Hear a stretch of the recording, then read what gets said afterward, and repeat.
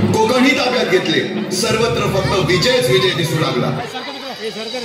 अशा या स्वराज्याच्या यज्ञकुंडात अनेक महावीरांनी शौर्याची, निष्ठेची, त्यागाची संविधा धारण करून आहुती घेतली. अशा कित्येक महावीरांनी पराक्रमाची पराकाष्ठा करत स्वराज्याचे एक एक दगड, चिऱ्या, पायऱ्या बसवल्या, घडवले.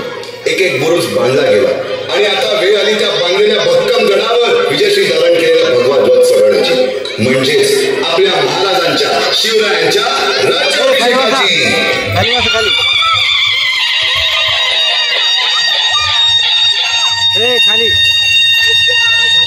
350 वर्षाच्या काळारात्रीनंतर अरुणोदय झाला. भगवंतांनी दिलेला शब्द खरा झाला. हिंदवी स्वराज्य स्थापन करणारा, यवनांची पीडा नष्ट करणारा